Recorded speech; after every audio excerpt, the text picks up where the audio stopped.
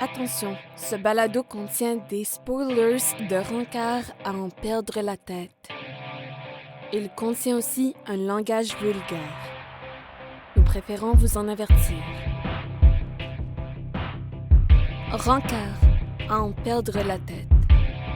Extra.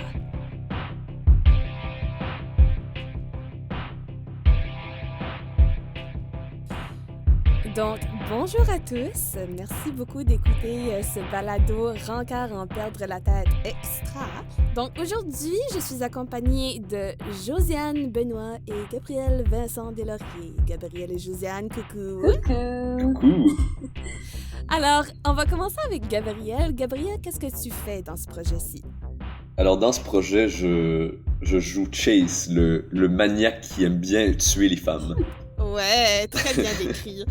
Et Josiane? Moi, je joue Ivy, une jeune femme bien innocente qui se cherchait juste un one-night stand. Et puis, ça m'a fini, comme on peut dire. Ouais.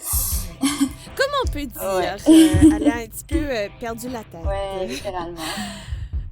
Donc, aujourd'hui, qu'est-ce qu'on va parler? Je vais tout simplement vous poser diverses questions à propos de vos personnages puis votre expérience dans Rencard à en perdre la tête, si ça va avec vous. Absolument. Hein? Est-ce que vous êtes d'accord? C'est super. Ouais, parfait, on adore le consentement. Donc, tout d'abord, je voudrais vous demander, comment est-ce que vous êtes arrivé dans ce projet? Donc, un ou l'autre peut commencer. Je vais commencer d'abord. En fait, c'est toi, Océane, qui m'a contactée pour me parler du projet. Déjà, je trouvais le concept vraiment cool parce que c'est pas quelque chose que j'ai souvent vu en général, encore moins dans la région ici au Nouveau-Brunswick ou quelque chose, un projet francophone aussi. En tout cas, j'aimais beaucoup le concept. C'est ça, tu m'as contacté pour m'offrir le rôle. Puis ça sonnait aussi comme un rôle intéressant. J'aimais bien la personnalité d'Émilie aussi, ce qu'elle ajoutait. Elle ajoutait au projet aussi dans l'histoire, un peu comme son évolution. Vu pas, il y a un événement drastique qui se produit. Dans sa vie. C'est ça, pas mal. Ouais, non, en général, je trouvais que tout se collait bien ensemble, puis que tu avais l'air bien organisé, bien préparé dans ta démarche, puis j'avais envie d'embarquer là-dedans. Ben, merci. Puis moi, de mon côté, je veux dire, je vous ai contactés tous les deux à cause que, bon, on se connaît depuis un bout. C'est certain, oui. Je travaillais ensemble. Oui. Mais comme aussi, quand j'avais écrit ce texte-là comme tel, quand j'ai eu fini, moi, je me suis dit, OK, comme je sais que Josiane peut jouer ce personnage-là, puis je sais que Gabriel peut jouer ce personnage-là, ça fait que déjà là, tu sais, j'avais pas besoin de passer d'audition. Comme je me suis juste dit que ces deux personnes-là, je les fais confiance, puis je sais qu'est-ce qu'ils sont capables. Ouais. C'est vrai, t'as pas fait d'audition pendant tout, hein? T'avais déjà tout ton monde de choisi. Il y a seulement pour le narrateur que j'ai fait une audition. Parce que j'étais pas sûre, mais quand Jacques-André, qui a joué le narrateur, a auditionné, j'ai fait comme, OK, tu sais, je vais prendre... Surtout que c'était un Acadien que je connaissais. Ben oui, ça influence la décision. C'est ça! Mais... Tandis que l'autre personne qui avait auditionné, c'était un Français que je connaissais pas, là. Comme, il avait auditionné sur un site en ligne, mais c'est ça, comme quand Jacques-André a auditionné, je l'ai pris, mais pour vous, j'ai pas eu besoin de faire d'audition à cause que je savais déjà que je vous voulais dans l'équipe, là. C'est toutes les raisons que j'ai mentionnées, mais c'est aussi, comme tu dis, de participer, contribuer au projet de quelqu'un que je connais, comme d'une amie, d'une collègue. Oui. Il y a ça aussi qui était une motivation, certainement. Bon. Toi, Gabriel? Ben, toi, comme Josiane, tu m'as contacté. Ça m'a un peu surpris, j'ai jamais trop fait de doublage, j'en ai fait un peu avant. Jamais trop fait de radio. Je suis plus un gars de scène puis de vidéo, de cinéma. J'ai trouvé ça intéressant comme projet, c'est pour ça que je me suis lancé là-dedans. C'était comme un beau défi d'essayer de créer avec ce nouveau médium-là. Où t'es tout seul, t'enregistres. Parce que je le rappelle, pour vous deux, c'est pas mal votre première expérience comme de doublage balado. Hein? Comme je sais, Gabrielle en a fait un petit peu pour des chaînes YouTube pour enfants. Oui. Peut-être un jour, vous tomberez sur une des vidéos et vous vous apercevrez que c'est la voix de Gabrielle. Who knows? Je le souhaite pas. Sur ce. Sur ce, mais oui, c'est ça, c'est la première expérience comme vraiment pour vous deux, là, comme tel. Ouais. C'est ça? Oui. Ouais. Mhm. Puis c'est sûr que c'est un différent type de jeu, mais Oui. pour le type de jeu, on va revenir là-dessus.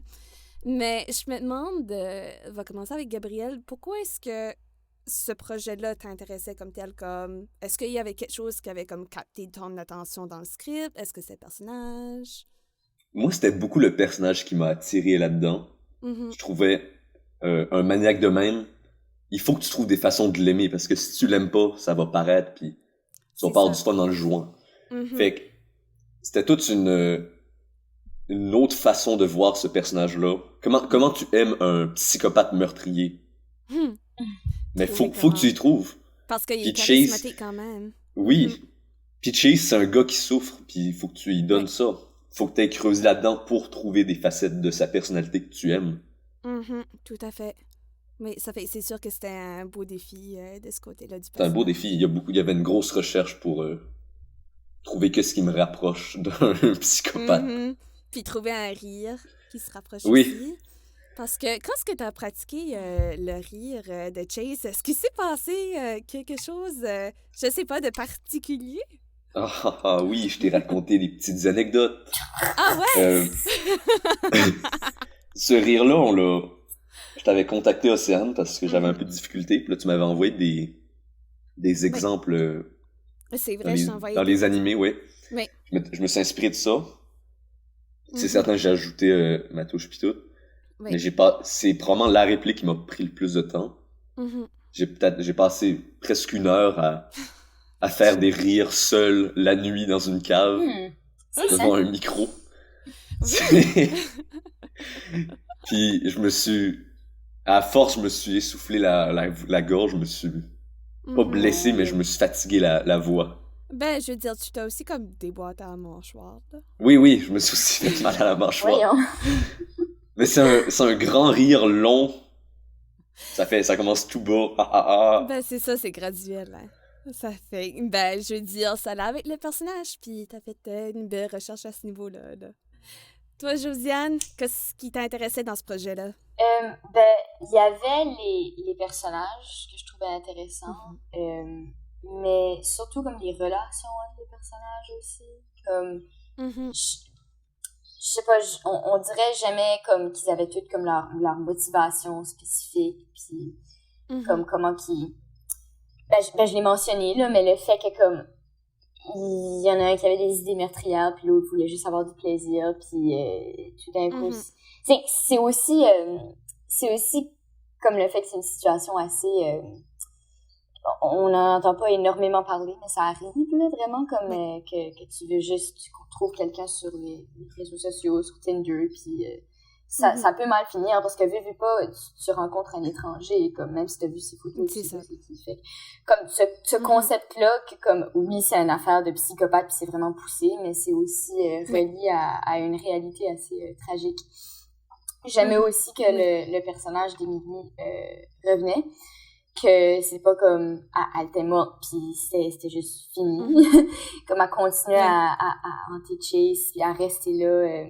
Je trouve que ça apportait un autre côté au personnage parce qu'on la voyait juste au début comme poponner un petit peu là, tu sais. Je sais pas si c'est le bon mot, mais ouais. Ah, ça décrit bien. Ouais, c'est ça là. Puis là, après ça, tu vois qu'elle a vraiment un côté émotionnel, plus je sais pas, il y avait plus de couches de profondeur dans comme la deuxième partie, là, après son décès tragique. Mais oui, c'est ça, juste comme toute l'évolution, puis comment l'histoire était écrite, je trouvais que c'est bien. Ouais. Puis ça me fait penser, Josiane, question pour toi. Oui. Crois-tu que Emily était un fantôme ou une création de l'esprit de Chase quand elle est morte? Ben, elle dit elle-même qu'elle est une création de son esprit. mais je pense qu'en même temps, si... Je sais pas, c'est une bonne question, mais je pense que c'est juste elle qui est revenue comme pourquoi, comme il y en avait d'autres, des victimes avant, tu sais. Puis, je pense qu'en quelque part, c'est peut-être pas coulé dans le béton, c'est peut-être pas juste un ou l'autre, peut-être c'est un petit peu des deux en quelque sorte, peut-être qu'il y a vraiment de quoi dans Emily qui a fait que comme elle est revenue parmi les autres, puis lui l'a senti en quelque part, puis oui, c'était dans sa tête, mais peut-être pas juste dans sa tête. Si ça fait du sens. Ouais, ça fait du sens, Puis, je peux rebondir là-dessus, c'est quand même, je trouve ça vraiment génial d'avoir ce personnage-là qui revient puis qui vient comme brasser les affaires pour Chase. C'est comme ça côté psychologique, là. Oui, c'est comme ça qu'on c'est son petit ange qui vient, les petits anges, les petits démons qui viennent parler sur son épaule. Ça vient c'est ça qui vient le brasser finalement. C'est ça qui apporte aussi comme différentes couches à Chase, parce que c'est sûr que c'est pas le côté qu'il veut montrer non plus, puis on a cette chance-là aussi de voir un petit peu plus le côté psychologique, comme qu'est-ce qu'il est en train de penser, parce que justement, il est en train de communiquer avec Emily. Qu'il l'aurait pas montré aux autres. C'est ça. Ça fait que maintenant, si on bondit sur la méthode de jeu, parce qu'on en a un petit peu parlé, ben avec la pandémie, ça, c'est sûr que tout le monde a enregistré de son côté. Donc, je voulais savoir, je vais commencer avec Josiane, comme la méthode de jeu, là, comme enregistrer comme sans direction comme telle, parce que on avait fait une première lecture tous ensemble à travers comme appel vidéo. Et on avait fait comme les petites notes, comme OK, comme là, à ce moment-là, Chase est fâché. À ce moment-là, Emily est fâchée. Mais quand ce que vous avez enregistré comme tel, vous n'aviez pas ma direction. Puis je recevais comme vos enregistrements après, puis je donnais des notes si c'était nécessaire.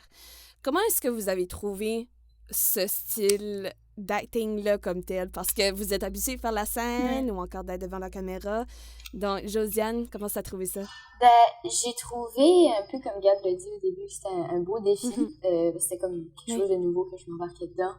Je pense que ce que ça m'a poussée à faire, peut-être, oui, je le fais habituellement, mais encore plus que d'habitude, c'est d'avoir confiance juste en mon jeu, puis de vraiment faire ma propre interprétation.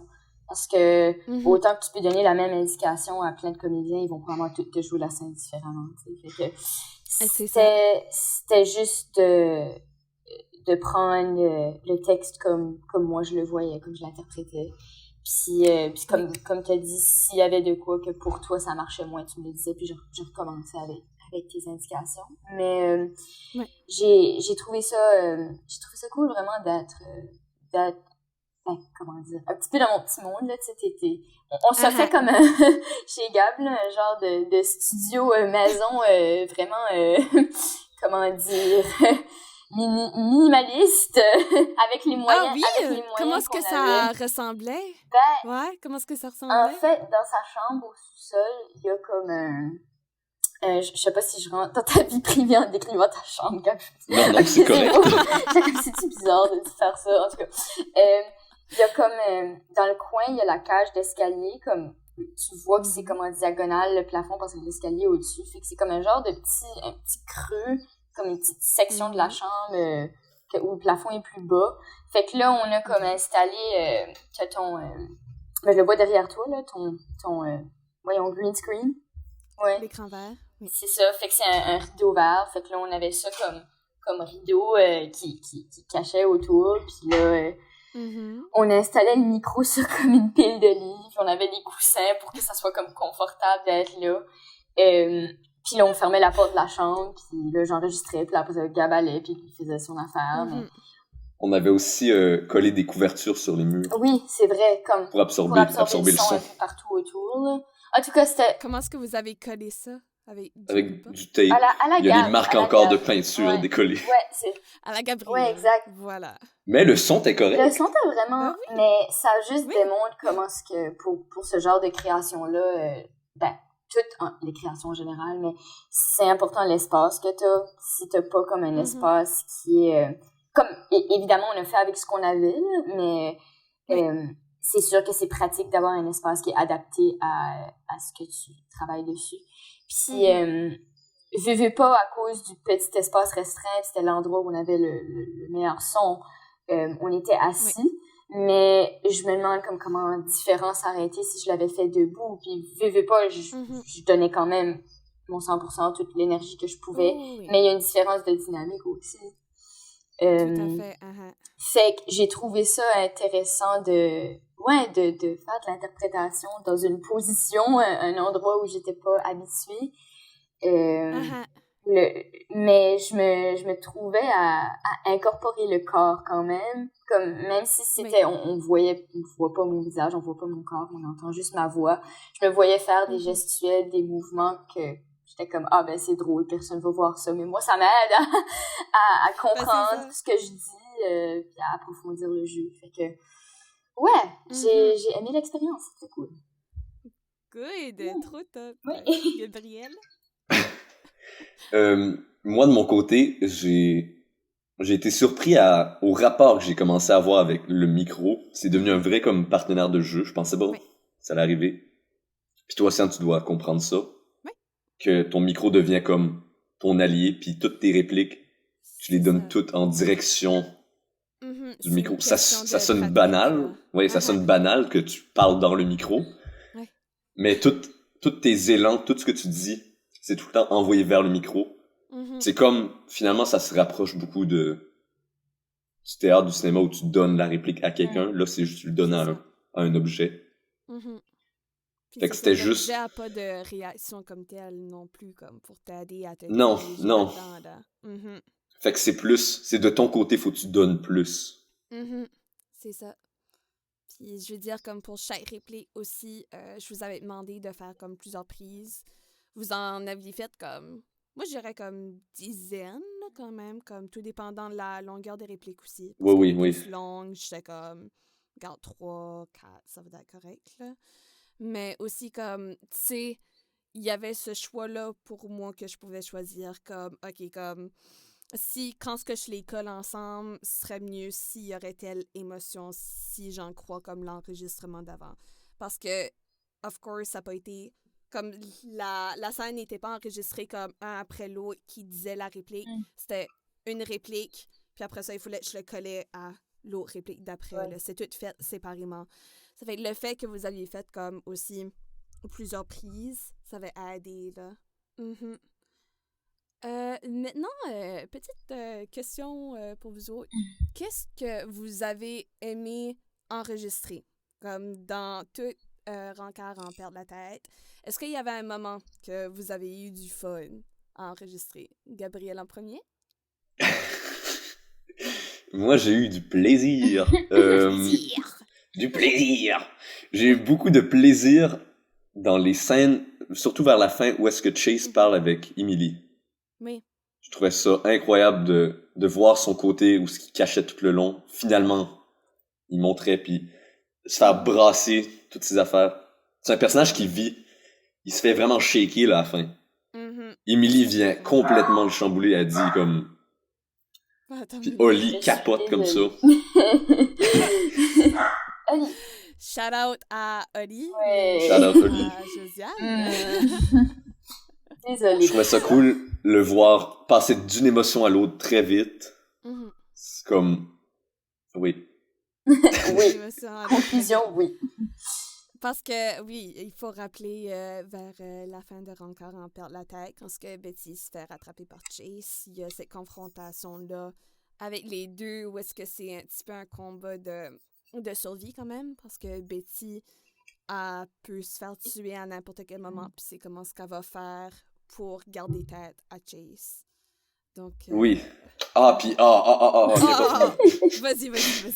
Quand Chase relâche Betty, c'est incroyable. Il dit comme, je veux plus être le méchant finalement. Ouais. Il renie complètement tout son côté psychopathe. Il change complètement de personnalité. En même temps, il la poignarde. Oui, mais...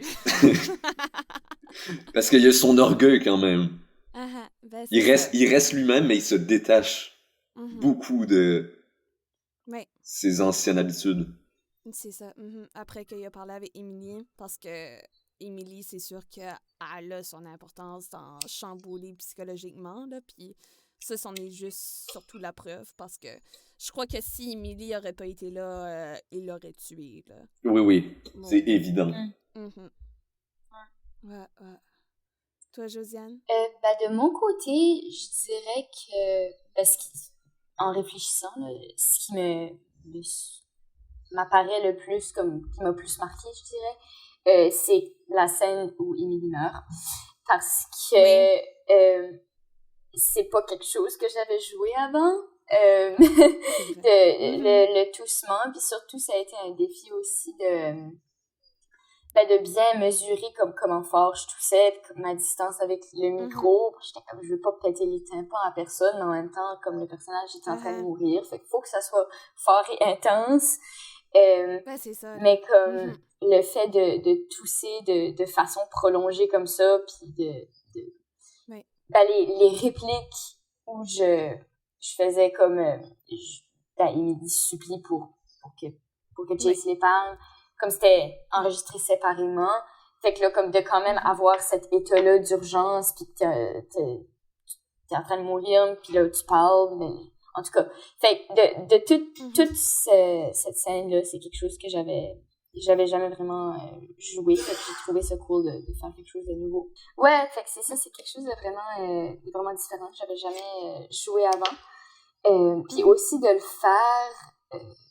faire pour un projet audio, j'ai trouvé que c'était quelque chose de particulier, d'unique. Fait que, ouais, c'est ça. Puis, je veux dire, c'est toujours le fun, jouer quelqu'un qui meurt. En tout cas, moi, j'aime jouer quelqu'un qui meurt. Ouais! C'est pas pour vous autres, là. Ouais! Mais comme, c'est pas mal cool. Tu vas dans le drame, la tragédie. T'es en train de mourir ta vie parce que... Oui, vous comprenez. Oui. Il y a aussi le fait que ça m'a fait penser aussi. La cause de la mort, comme je veux dire, la façon que le personnage meurt, c'est pas tout le temps pareil. Fait que, moi, je veux dire, personnellement, j'ai pas d'allergie. Puis là, c'était comme une allergie aux arachides. Puis j'étais comme... J'ai fait un peu de recherche, là, tu sais, savoir à quoi ça ressemblait, puis à comment ça sonnait. Fait que ça a été intéressant de faire ça aussi. C'est ça, chanceux. T'as pas besoin de prendre des Benadryl dans ta vie. Ouais, c'est vrai, j'en suis reconnaissante. I wish. Maintenant, je voudrais vous demander, parce que c'est ça, comme vous avez joué comme plusieurs scènes qui demandaient différentes émotions, pis ça. Mais comme, est-ce que il y avait un plus grand défi que vous avez remarqué, comme soit même du côté de l'espace où est-ce que vous étiez, côté technique, ou même du côté de la direction, ou encore comme le côté du jeu, le personnage. Donc, Josiane, tu peux commencer avec ton plus grand défi dans ce projet. J'ai déjà mentionné l'espace, qui était un petit peu contraignant, mais on a fait du mieux qu'on pouvait avec ce qu'on avait à notre disposition. Oui. Je dirais que c'était particulier d'enregistrer les répliques à plusieurs reprises de différentes façons aussi. Un défi en quelque sorte, parce que quand tu fais de l'art vivant, c'est pas quelque chose qui se passe. Tu vas pas répéter la même réplique 4 fois de façon différente. Fait que c'était une première pour moi de faire ça, mais évidemment, je comprends la nécessité. C'est sûr que la personne qui écoute puis qui fait le montage, tout ça, veut avoir différentes options. Mais surtout pour comme les répliques plus longues, puis de trouver différentes interprétations, comme... Des fois, pour moi, la manière qu'une réplique devait être dite, le ton, c'était vraiment évident. Puis là, je devais trouver comme 2-3 autres façons de le dire. J'étais comme, OK, comme ça me faisait me questionner, analyser un petit peu plus. Puis c'était un travail que j'ai aimé faire, même si c'était un défi, parce que ça m'a permis de comme explorer peut-être des côtés du personnage qu'à premier abord, j'aurais pas perçu s'il y avait seulement fallu que j'enregistre la réplique d'une seule façon. Parce que c'est comme ça que moi je le voyais, mais il y avait d'autres subtilités aussi qui étaient là, puis il fallait juste aller les chercher. Puis autant que le moment de la mort d'Émilie, j'ai aimé filmer, c'est pour les raisons que j'ai mentionnées. C'était un défi aussi. Oui. C'était une première pour moi, avec le micro et tout ça. Puis, en tout cas, je pense que je me suis débrouillée correct. C'est une belle job, Josiane. Ah, merci. J'ai fait une belle morte. Merci. Félicitations. Mais pour faire vraiment la gradation de tousser de plus en plus fort, puis là, éventuellement, comme commence à perdre de l'énergie, fait que là, ça fait comme... Ça va en pente, puis là, ça descend, puis d'avoir ce contrôle-là dans ce toussement, en tout cas. C'est ça. C'était... Ouais, j'ai bien aimé. J'ai bien aimé, même si c'était un peu difficile. Même si t'étais en train de crever. Ouais, c'est ça. Je sonne pas comme si j'ai du plaisir, mais... Émilie avait pas de plaisir. Non, Josiane, oui. Oui, exact. Toi, Gabrielle, ton plus grand défi dans ce projet? J'ai trouvé ça un peu difficile de garder le momentum parce que fallait tout le temps... la scène continuait pas de façon linéaire. Fallait arrêter à chaque 5 secondes. Je trouvais ça un peu dur de toujours rester en personnage quand faut que j'aille sur mon ordi, peser stop à l'enregistrement, l'écouter. Mais faut juste que tu te concentres. C'est une concentration un peu différente de l'art vivant, mais ça reste une concentration assez similaire. Fait que c'était juste rester concentré, rester... Grounded. J'ai des brûlements. Ouais, c'est rester concentré, rester groundé, puis pas arrêter, même si en réalité t'arrêtes à chaque 10 secondes, quand même tu restes dedans. Puis là, je sais qu'on en a parlé un petit peu, mais pouvez-vous me décrire un petit peu plus davantage le personnage que vous jouez? Donc, Gabrielle, tu peux commencer, allez. Alors, Chase, c'est... c'est un homme qui aime beaucoup les femmes. Tellement qu'il est dessus, oh my god. Oh my god. Tellement qu'il est dessus. Wow. Trop un gentleman. What a man. Il vit dans une énorme maison après que sa mère soit morte. C'est lui qui a tué sa mère, en fait. Techniquement, right? si Non? tu vas d'un côté psychologique, tu peux dire ça, mais il a pas tué sa mère. Ouais. J'étais comme, je m'en rappelais pas de ce détail-là. Non, ok, mais il a pas tué à coup de couteau, mais... Ok. Qu'est-ce qui s'avait passé, là? C'était... il y avait eu un accident de voiture avec son meilleur ami. Oui. Puis il a regardé son meilleur ami mourir à côté de lui, à la place de, comme, appeler tout de suite l'urgence. Puis sa mère a pris blâme pour ça. Parce que techniquement, c'est un accident, mais comme, tu sais... Et puis après, quand elle était en prison, elle a pogné un cancer. Puis quand elle a pogné ce cancer-là, elle a commencé à se tourner de bord comme envers son fils qui continue à venir la visiter, puis ça. Puis elle a fini par mourir de ce cancer-là, mais aussi en ayant une très grande haine envers son fils. Et elle avait même vomi dessus. Which, qui est comme, pourquoi est-ce que Chase a de la misère comme avec les jambes puis sa sœur? Parce qu'il revoit de nouveau sa mère, justement, qui déteste tellement son fils qu'elle, genre, sort toute la bile de son corps pour le mettre sur lui. Donc, techniquement, d'un côté psychologique, il a tué sa mère. Oui! Ouais. Mais ça commençait pas bien pour lui, sa vie. Non. Sa vie d'adulte commençait pas bien. Non. Mm-hmm. Tout à fait. Fait qu'il reste avec cette haine-là. Il a besoin d'exprimer ça. Mais en même temps, il vit avec un sentiment de grosse culpabilité parce qu'il a tué sa mère. Toutes les femmes qu'il a tuées aussi. Ouais. Il a juste tué 5 femmes. Juste. Puis là mais c'est ça, mais je pense pas qu'il le réalise autant. Puis ça commence à le tourmenter.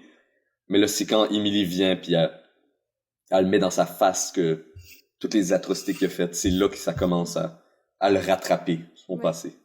Good. Merci. Bravo. Quel champion. Wow. Et donc, maintenant, le rôle de Emily. Oui. J'ai utilisé le mot poupoune tantôt. Je sais pas si c'est 100% c'est juste. Dans le sens où je pense que, ben, pas je pense, mais aussi la deuxième partie, quand elle est morte, puis que c'est comme, elle réapparaît, puis elle parle à Chase, on voit un côté d'elle qui est plus sensé, intelligent, sensible. Tandis que au début,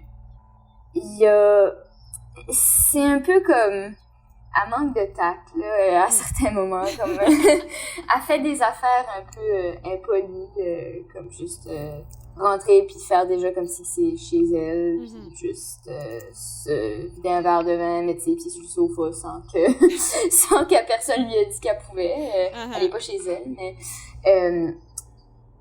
pour moi, c'est un peu...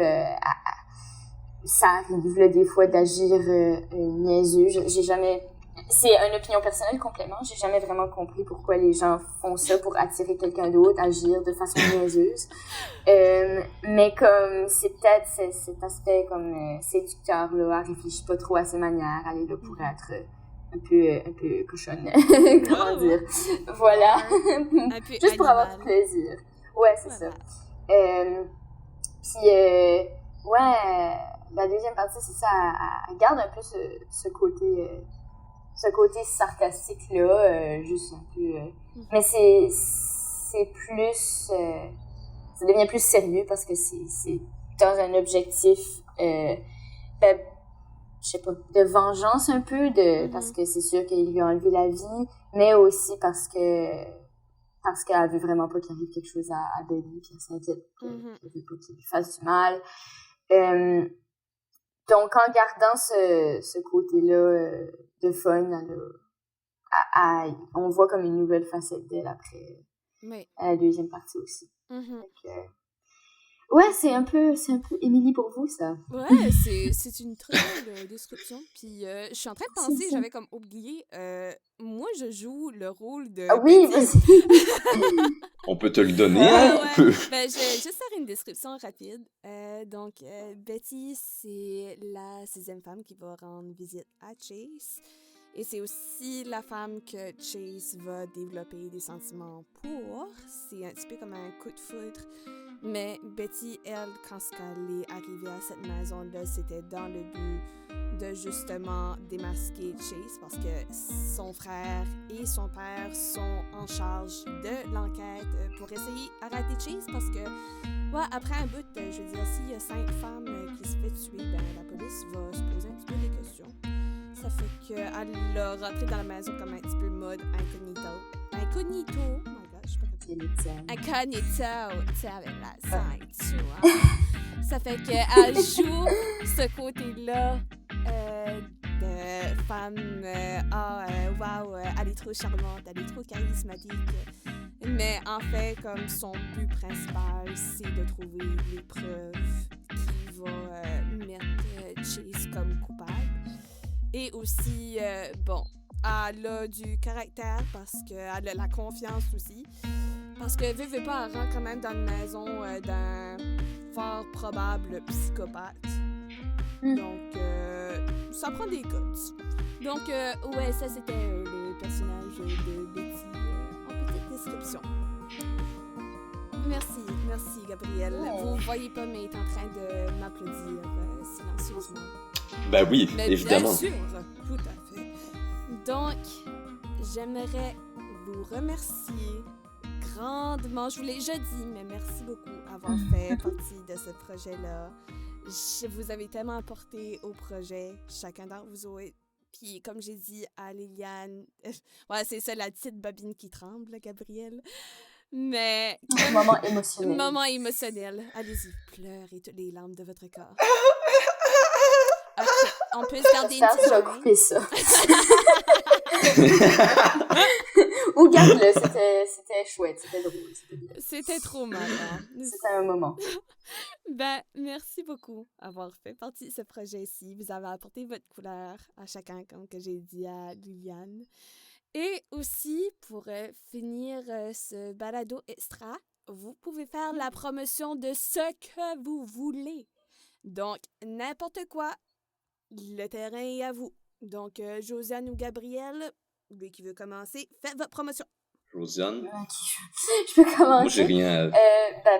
Pour commencer, merci à toi, Océane, de nous avoir contactés, pour ça, de nous avoir fait confiance avec ton projet. C'est un honneur. Mais, oui. Pour ce qui est de ce que je fais, les trois, on est étudiants de troisième année au département d'art dramatique à l'Université Moncton. C'est sûr qu'il y a sûrement des beaux projets qui s'en viennent. Pour ce que j'ai fait un court-métrage il y a presque 2 ans déjà, c'est pas vite. À l'été prochain, qui est sur ma chaîne YouTube. Il va y avoir d'autres projets qui s'en viennent là-dessus. Il faut juste que j'ai des idées, il faut juste que je trouve le temps de les faire. Mais c'est ça. Mon Instagram, c'est Jo_Benoit. Fait que je parle un peu de ce que je fais là-dessus aussi, mais c'est beaucoup juste pour le plaisir. C'est pas mal ça. Je vais probablement être à des places comme au Pays de la Sagouine au Capitole. Prochainement, éventuellement, on verra bien. Mais voilà, c'est pas mal ça. Petit rappel pour les auditeurs à la maison, si vous regardez dans la description de ce balado, vous trouverez les liens pour les réseaux sociaux et les divers projets que Josiane et Gabrielle ont participé à. Donc, bien sûr, je ne vous force pas à vérifier, mais je vous encourage extrêmement fortement beaucoup d'aller vérifier ça. Donc, maintenant, Gabrielle, la promotion de ce que tu veux. Go! Alors, j'ai juste une petite promotion à faire. Avec le département d'art dramatique de l'Université Moncton, on présente Ubu-Roi du 8 au 12 avril. Les billets seront en vente très bientôt. Sans doute au mois de mars, ça va commencer. Si ça vous intéresse, allez-y, 8 au 12 avril. Allez-y, vous nous verrez sur scène et non dans vos oreilles comme tel. Donc, c'est sûr, ça fait quelque chose de différent. Donc, encore une fois, merci beaucoup et merci à vous, les auditeurs à la maison, d'avoir écouté ce balado. Et sur ce, je vous souhaite une excellente journée. Merci encore. Bye-bye. Merci. Merci, bye-bye.